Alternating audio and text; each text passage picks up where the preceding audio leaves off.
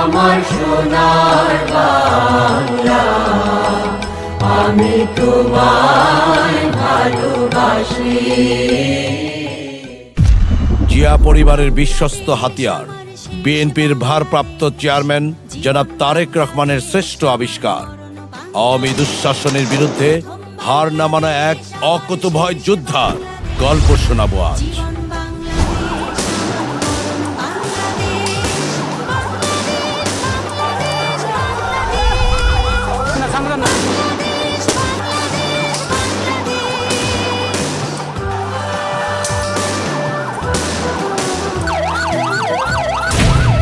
যিনি শাহালী থানা যুবদলের সাবেক সভাপতি, ঢাকা মহানগর যুবদলের অন্যতম সাবেক যুগ্ম আহ্বায়ক, তেজগাঁও জোনের সাবেক টিম প্রধান এবং বর্তমান ঢাকা মহানগর উত্তর যুবদলের সংগ্রামী সদস্য সচিব জনাব সাজ্জাদুল মিরাজের কথা বলছি। হ্যাঁ, সাজ্জাদুল মিরাজের কথা বলছি, যিনি বৃহত্তর মিরপুর থেকে বেড়ে ওঠা এক অকুতোভয় সূর্য সন্তান, যার দুঃসাহসিক বলিষ্ঠ নেতৃত্বে ঢাকা মহানগর উত্তর যুবদলের প্রতিটি ইউনিট শক্তিশালীভাবে ফ্যাসিবাদী শাসনের বিরুদ্ধে রুখে দাঁড়ায়। বিএনপির এক দফা আদায়ের শান্তিপূর্ণ মহাসমাবেশে তারই ধারাবাহিকতায় 28 অক্টোবর বন্ধ হয়ে যায় কাকরাইল থেকে ফকিরেরপুর পর্যন্ত রাস্তার যান চলাচল। সরকারের লোকেরা, সরকার আজকে পরাজিত হয়েছে, সেই কারণেই তারা এই শান্তিপূর্ণ সমাবেশকে প্রত্যাখ্যান করতে চায়। ফ্যাসিস্ট খুনি হাসিনার আওয়ামী পেটোয়া বাহিনী অতর্কিত পরিকল্পিত রক্তক্ষয়ী বর্বর নৃশংস হামলা এবং গুলি চালায় বিএনপির নেতাকর্মীদের উপর।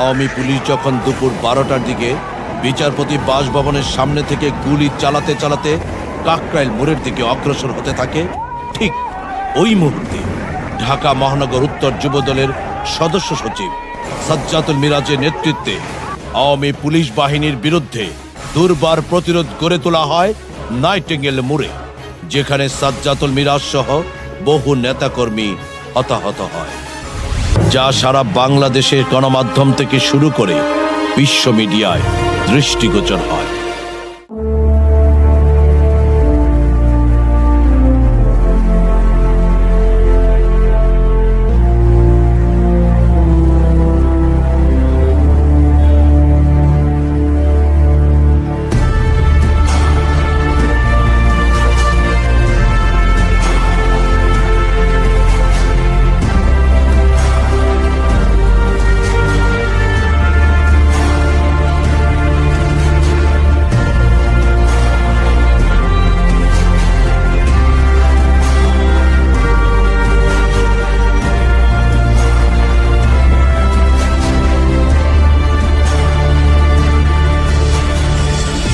And a very warm welcome to BBC World News. Tens of thousands of opposition supporters in Bangladesh have gathered in the capital Dhaka for a rally demanding the government step down. Security in the city is tight. Many people are staying off the streets. The Bangladesh Nationalist Party, or BNP, accuses the government of Prime Minister Sheikh Hasina of ruining the economy and stifling democracy.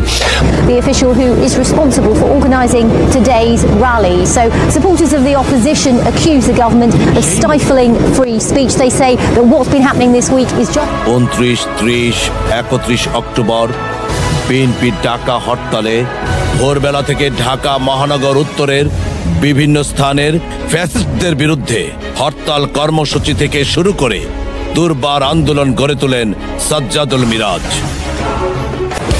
1 তারিখ মাঝরাতে আসে এক দুঃসংবাদ।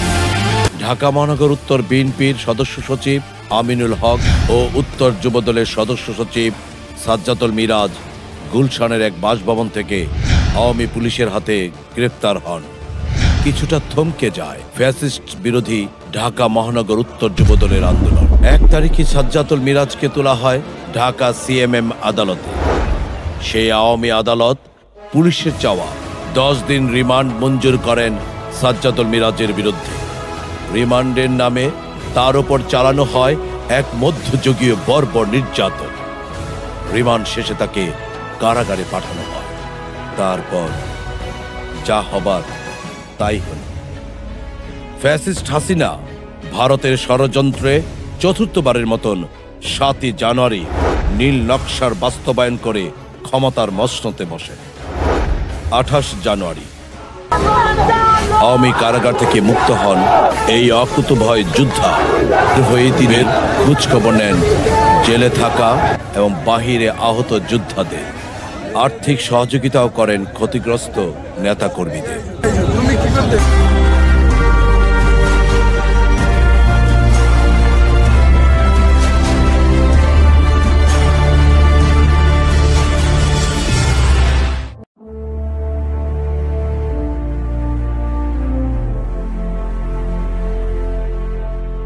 তারপর শুরু করেন আওয়ামী ফ্যাসিস্টদের বিরুদ্ধে তৎপরতা। ছুটে বেড়ান ঢাকা মহানগর উত্তর যুবদলের প্রতিটি থানার অলিতে গলিতে। আবারও সুসংগঠিত করে তোলেন প্রতিটি নেতাকর্মীদের।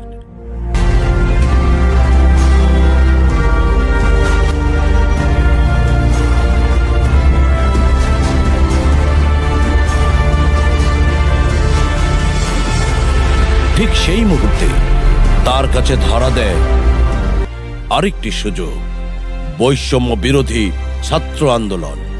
তিনি সর্বাত্মক প্রস্তুতি নেন এবং ভারপ্রাপ্ত চেয়ারম্যান জনাব তারেক রহমানের নির্দেশের অপেক্ষায় থাকেন। 16 জুলাই যখন ভারপ্রাপ্ত চেয়ারম্যান জনাব তারেক রহমান বিএনপির সকল নেতা কর্মীদের নির্দেশনা দেন বৈষম্য বিরোধী ছাত্র আন্দোলনে ছাত্রদের পাশে থাকার, সেই মোতাবেক 18 জুলাই মিরপুর 10 আওয়ামী দূষর ও পুলিশের বিরুদ্ধে দুর্বার আন্দোলন গড়ে তোলেন সাজ্জাদুল মিরাজ।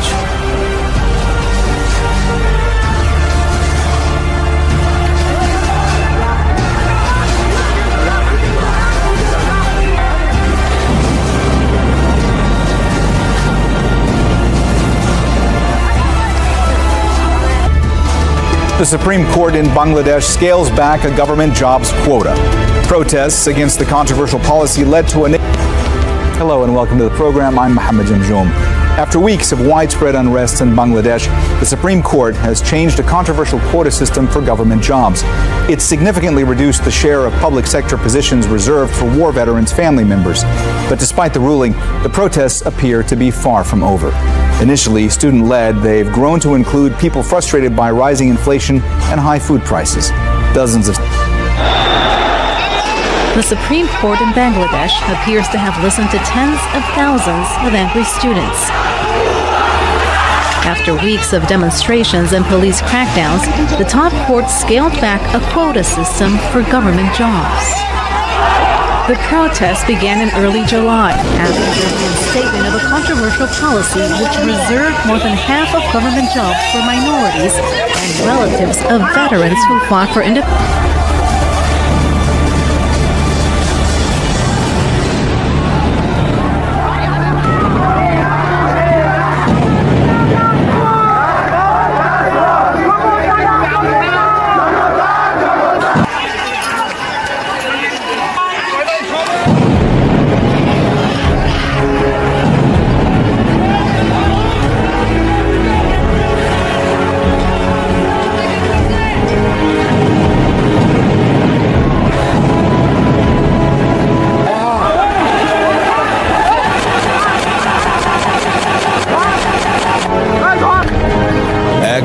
চৌকুশ নেতার কাজ শুধু আন্দোলন করাই নয়, আন্দোলনের নেতা কর্মীদের বিপদে পাশে থাকার কমিটমেন্ট।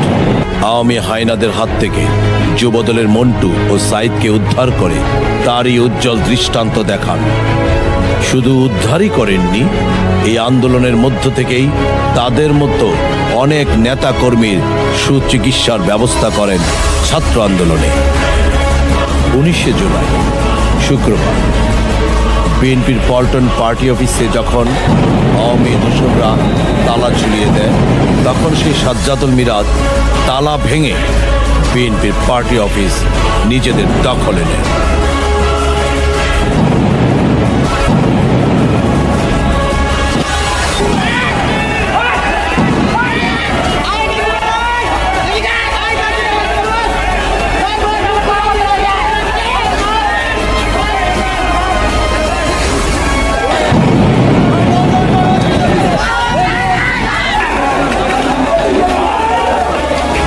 তৎকালীন আওয়ামী সরকার আন্দোলন দমানোর জন্য সারা বাংলাদেশে কারফিউ জারি করে।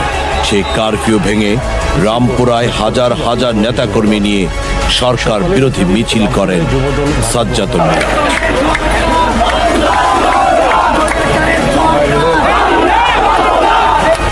5ই আগস্ট সকাল 8টায় মিরপুর 10-এ মসজিদের মাইকে সাধারণ জনগণ ও নেতা কর্মীকে সরকার বিরোধী আন্দোলনে সামিল হওয়ার জন্য আহ্বান জানান।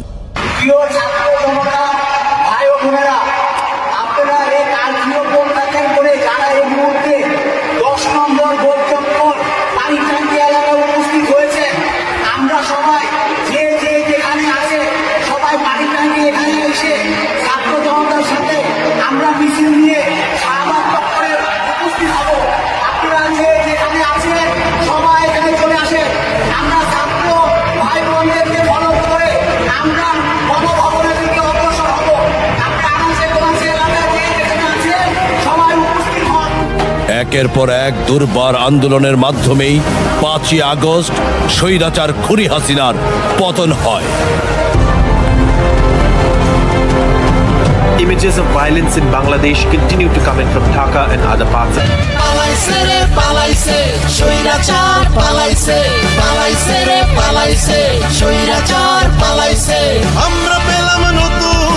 এবং বাংলাদেশের মানুষ পায় নতুন এক স্বাধীন রাষ্ট্র ব্যবস্থা। স্বাধীন বাংলাদেশ।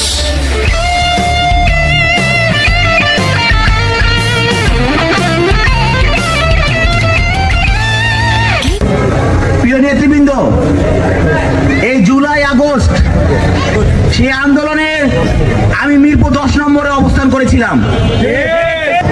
দায় এড়ানো কাজ করা যাবে না। আমি মহানগরের দায়িত্বপ্রাপ্ত, আমি আপনাকে বলেছি সাধারণ মানুষের কাছে 31 দফা বাস্তবায়ন করার জন্য, শোনানোর জন্য। আপনি ওইটাই শোনাবেন, বলবেন যে ভাই করে ফেলেছি, দায় এড়ানো কাজ করবেন, হবে না ভাই। এই দায় এড়ানোর সংগঠন করার কারণে দীর্ঘদিন দায় এড়ানোর রাজপথে ছিলেন। রাজপথে গিয়ে একটা ছবি সেলফি তুলে আমাদের কাছে পাঠিয়ে দিয়েছেন, যার কারণে এই স্বৈরাচারী সরকার 16 বছর ক্ষমতা ছিল। আজও সাজ্জাদুল মিরাজ থেমে নেই। আজও সে জিয়া পরিবারের বিশ্বস্ত ভ্যানগার্ড হিসাবে তার উপর অর্পিত দায়িত্ব পালন করছে। বাংলাদেশ জিন্দাবাদ, বাংলাদেশ জাতীয়তাবাদী যুবদল জিন্দাবাদ। শহীদ রাষ্ট্রপতি অমর হোক, বেগম খালেদা জিয়া দীর্ঘজীবী হোক। তারেক রহমান বীরের বেশে আসবে আবার বাংলাদেশে। তারেক রহমান বীরের বেশে আসবে আবার বাংলাদেশে। সবার আগে বাংলাদেশ।